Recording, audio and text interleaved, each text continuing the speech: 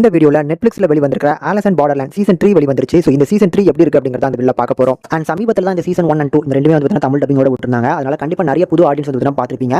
இந்த சீசன் 3 டைரக்டா தமிழ் டப்பிங்கோட வந்திருக்கு. கடந்து வந்த சீசன் 1 and 2 இந்த ரெண்டுலயுமே உயிரை பறிக்கக்கூடிய அந்த கேம்ல இருந்து கதாநாயகனான ஆரிஸும் உசாகியும் வந்து பார்த்தீங்கன்னா எப்படியோ ரியல் வேர்ல்டுக்கு வந்திருப்பாங்க.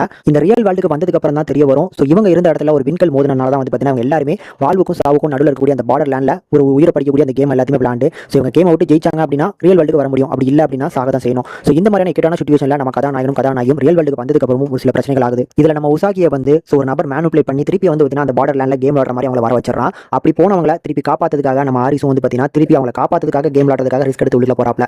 இவர் கையில் இருக்கக்கூடிய ஒரு 2 நிமிஷம் தான், ரியல் வேர்ல்ட்ல 2 நிமிஷம் தான் போகும்.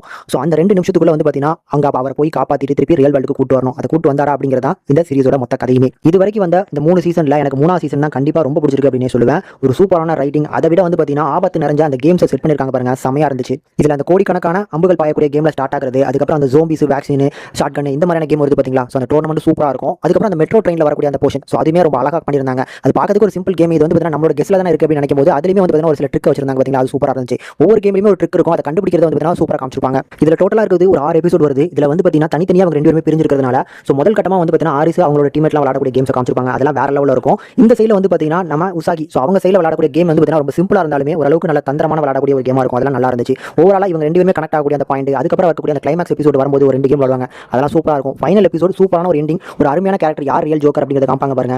அந்த ரியல் ஜோக்கர் பேசக்கூடிய வசனங்கள், அதுல நம்ம ஹீரோ எதை சூஸ் பண்ண போறாரு அப்படிங்கிற அந்த போர்ஷன்லாம் கண்டிப்பா சூப்பரா அமைச்சு கொடுத்திருந்தாங்க. எனக்கு இந்த சீசன் 3 ரொம்ப பிடிச்சிருந்தது. கண்டிப்பா உங்களுக்கு பிடிக்கும் நம்புறேன். தாராளமா ட்ரை பண்ணி பார்க்கக்கூடிய ஒரு மஸ்ட் வாட்சபிள். டெக்னிக்கலி செம சவுண்டா இருக்கு. சில இடங்கள்ல பிஎஃப்எக்ஸ் அண்ட் சிஜி எல்லாம் மிரட்டி விட்டுருக்காங்க அப்படின்னு சொல்லுவேன். ஒவ்வொரு கேமும் உங்களுக்கு பிடிக்கும் அப்படிங்கிறது என்னோட பாயிண்ட் ஆஃப் வியூ. அதனால கண்டிப்பா ட்ரை பண்ணி பாருங்க.